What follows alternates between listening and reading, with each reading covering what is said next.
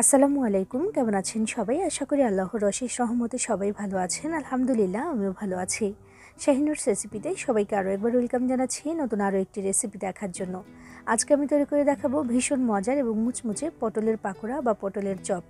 পটল দিয়ে যে এত মজার একটা চপ তৈরি করে নেওয়া যায় সেটা কিন্তু বানিয়ে না খেলে বুঝতে পারবেন না। যেমন মুচমুচে তেমনই মুখরোচক। বানিয়ে নেওয়াটাও একেবারে সহজ এবং এই পাকোড়াটা কিন্তু চাইলে স্ন্যাক্স হিসাবেও খেতে পারেন, আবার চাইলে গরম ভাতের সাথেও কিন্তু বানিয়ে খেতে পারেন, অসাধারণ লাগবে। তো চলুন আজকের এই পাকোড়াটা আমি কিভাবে বানিয়েছি সেটাই দেখে নেওয়া যাক। আর আপনি আমার ভিডিওতে একটা লাইক করে চ্যানেলটি সাবস্ক্রাইব করে পাশেই থাকবেন আশা করছি। তো দেখে নেওয়া যাক আজকের এই মজাদার রেসিপিটি। পটলের পাকোড়া বানানোর জন্য আমি এখানে নিয়েছি 6টি পটল, প্রায় 400 গ্রামের মতো আছে এখানে। তো এটা দিয়ে কিন্তু আজকের এই রেসিপিটি হবে। আর পটলগুলোকে আগে থেকে একটু ধুয়ে রেখেছি, তবে কেটে নেওয়ার পরে আরও একবার একটু ধুয়ে নিতে হবে। তো এখন একটু দেখিয়ে দিচ্ছি যে এই পাকোড়ার জন্য আমি পটলটাকে কিভাবে রেডি করে নিয়েছি। প্রথমে একটা ছুরির সাহায্যে পটলের উপরের যে খোসাটা সেটাকে একটু চেঁচে নিচ্ছি। খোসাটাকে আমি বাদ দিয়ে দিচ্ছি না, শুধু উপরের যে পাতলা আবরণটা সেটা একটু চেঁচে নিচ্ছি। আর ভেতরে যে পুরো যে আবরণটা খোসার সেটা কিন্তু থাকবে। আর এরকম থাকলে এই যে পাকোড়াটা বানাবো এটা অনেক বেশি মুচমুচে ভাব থাকবে। তো একটু দেখিয়ে দিচ্ছি আমি। দেখুন এই যে অংশটা এটা কিন্তু থাকলে একটু বেশি মুচমুচে ভাব থাকে এই পাকোড়াটার। তো এবার আমি কেটে নিব। দুইটা মাথা প্রথমে আমি বাদ দিয়ে দিচ্ছি এবং একটু পুরো করে কেটে নিচ্ছি। খুব বেশি পুরো না, আবার একেবারে পাতলাও না। আমি যেমন করে কাটছি দেখুন এমন করে এটাকে কেটে নিতে হবে। কারণ পটলটা আমি একেবারে কাঁচা ব্যবহার করব এই পাকোড়াটার মধ্যে। পটলটাও যেন ভাজতে ভাজতে একটু সেদ্ধ হয়ে যায় সেদিকে একটু খেয়াল রাখতে হবে। অনেক বেশি মোটা করে নিলে কিন্তু আবার চলবে না। দেখুন ঠিক এইভাবে করে আমি কেটে নিচ্ছি। একইভাবে সবগুলো পটল এখন কেটে তারপর দেখাচ্ছি। পটলগুলো আমি সব কেটে নিয়েছি। এবার এগুলোকে একটাবার একটু ধুয়ে নিতে হবে। অবশ্যই ধুয়ে ভালো করে এই পানিটাকে একটু ঝরিয়ে নিতে হবে। প্রয়োজনে পাতলা কোনো সুতি কাপড় দিয়ে মুছেও নেওয়া যেতে পারে। তো আমি ভালো করে পানিটাকে একদম ঝরিয়ে নিয়েছি ধোয়ার পরে।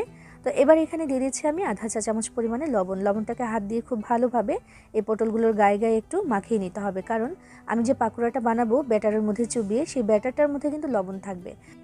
তবে ভেতর থেকে এই পটলটা কিন্তু একেবারে পানসে হয়ে যাবে যদি এমন একটু লবণ না মাখিয়ে দিই। এই জন্য কিন্তু একটু লবণ এভাবে করে মাখিয়ে দিয়েছি যেন ভেতর থেকে পটলটা পানসে না লাগে। বাইরের আবরণটাও থাকবে লবণাক্ত আর ভেতরেও লবণাক্ত যেন থাকে একটু। এই জন্য সামান্য একটু লবণ এভাবে করে মাখিয়ে দিলাম। হাত দিয়ে মাখিয়ে নিলে একটু ভালো করে গায়ে গায়ে সুন্দর করে লেগে যাবে। তো মাখিয়ে নেওয়া হয়ে গেছে, একটা পাশেটাকে রেখে দিচ্ছি। বিসমিল্লাহির রহমানির রহিম। এদিকে একটা বাটিতে আমি নিয়ে নিচ্ছি 1 কাপ পরিমাণে বেসন, আধা কাপ পরিমাণে চালের গুঁড়া আর 2 টেবিল চামচ পরিমাণে নিয়ে নিচ্ছি আমি এখানে কর্নফ্লাওয়ার। এই কর্নফ্লাওয়ার আর চালের গুঁড়াটার কারণে কিন্তু এই যে পাকোড়াটা হবে এটা অনেক বেশি মুচমুচে হবে। আধা চা চামচ লবণ, আধা চা চামচ লাল মরিচের গুঁড়া, 1 চিমটি পরিমাণে হলুদের গুঁড়া দিয়েছি আমি একটু কালারের জন্য। আর 1 চা চামচ দিয়েছি এখানে চিলি ফ্লেক্স, আধা চা চামচ পরিমাণে দিয়েছি জিরার গুঁড়া, 1 চা চামচ পরিমাণে দিয়েছি ধনিয়া গুঁড়া আর সামান্য একটু শাহি গরম মশলা গুঁড়া এখানে আমি দিয়ে দিয়েছি। মশলা বলতে এইটুকুই কিন্তু। আর যদি আরও বেশি চটপটা খেতে চান নিজের পছন্দ মতো অন্যান্য কোনো মশলাও কিন্তু এখানে অ্যাড করে দিতে পারেন। এবার শুকনো উপকরণগুলো একসাথে একটু মিক্স করে নিলাম আর নিয়ে নিচ্ছি এখানে 1 কাপ পরিমাণে নর্মাল পানি। এই পানিটা দিয়ে আমি এখানে একটা ব্যাটার তৈরি করে নেব, তবে পানিটা কিন্তু একবারে দেওয়া যাবে না। আমি অল্প অল্প করে পানি দিচ্ছি আর একটা হ্যান্ড হুইক্স দিয়ে এভাবে করে সুন্দর করে মিশিয়ে দিচ্ছি। কারণ বেশি হয়ে গেলে পানি কিন্তু ঝামেলা, একটু কম হলে অ্যাড করে দেওয়া যাবে, তবে বেশি হলেই ঝামেলা। এই জন্য একটু একটু করে পানি দিয়ে সুন্দর একটা ব্যাটার এখানে তৈরি করে নেব। আর ব্যাটারটা কিন্তু অনেক বেশি পাতলা হবে না, আবার অনেক বেশি ঘনও হবে না, এমন একটা ব্যাটার আমি এখানে তৈরি করে নিচ্ছি। তো 1 কাপ পরিমাণে পানি কিন্তু আমি পুরোটাই দিয়ে দিয়েছি অল্প অল্প করে দিয়ে। হ্যান্ড হুইক্স দিয়ে ভালো করে নাড়িয়ে সুন্দর করে একটা ব্যাটার এখানে তৈরি করে নিচ্ছি। খেয়াল রাখতে হবে যেন কোনো দলা বেঁধে না থাকে। আমাদের ব্যাটারটা কিন্তু প্রায় রেডি হয়ে গেছে। কেমন হয়েছে এটার ঘনত্ব সেটা একটু দেখিয়ে দিব আমি।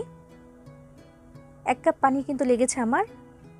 দেখুন ঠিক এমন হতে হবে এটার ঘনত্ব। আরও একটু ভালো করে বোঝানোর জন্য ঠিক এভাবে একটু দেখিয়ে দিচ্ছি। দেখুন কতটুকু মোটা হয়েছে, এভাবে দেখলে কিন্তু বোঝা যায়। তো ব্যাটারটা আমাদের রেডি হয়ে গেছে। এবার যে লবণ দিয়ে মাখিয়ে রেখেছিলাম আমি পটলটা, সেগুলো নিয়ে এভাবে করে ব্যাটারে চুবিয়ে আমি সরাসরি ভাজার জন্য চলে যাব।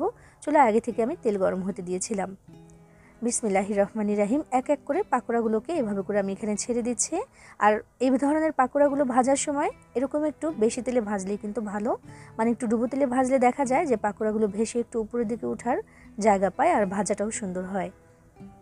চুলার আঁচটাকে মিডিয়ামে রেখে তারপর ধীরে সুস্থে এগুলোকে একটু ভেজে নিতে হবে, কারণ আমাদের এই পাকোড়াগুলো বা আমাদের যে পাকোড়ার ভেতরে যে ব্যবহার করেছি পটল, সেটা কিন্তু একেবারেই কাঁচা। তো সেটা যেন ভেতর থেকে একটু ভালো মতো সেদ্ধ হয়ে যেতে পারে, সেজন্যই কিন্তু চুলার আঁচটাকে মিডিয়ামে রেখে আমি ধীরে ধীরে ভেজে নিচ্ছি। সময় লেগে যাবে প্রায় 4 থেকে 5 মিনিটের মতো।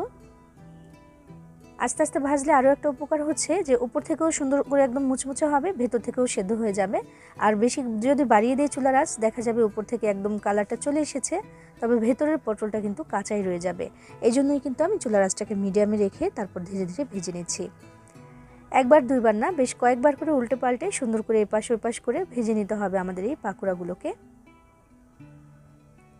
ধীরে ধীরে সুন্দর একটা কালারও চলে আসবে আর মাশাআল্লাহ মুচমুচেও কিন্তু হয়ে যাবে। দেখবেন যে ব্যাটারটা তৈরি করে নিয়েছি, সবগুলো উপকরণের পরিমাপ যদি ঠিকঠাক রেখে ওইভাবে ব্যাটারটা তৈরি করে নেন, তাহলে কিন্তু যে কোনো পাকোড়া বা চপ ভেজে নিতে পারেন, সেটাই কিন্তু মুচমুচে হবে অনেক বেশি।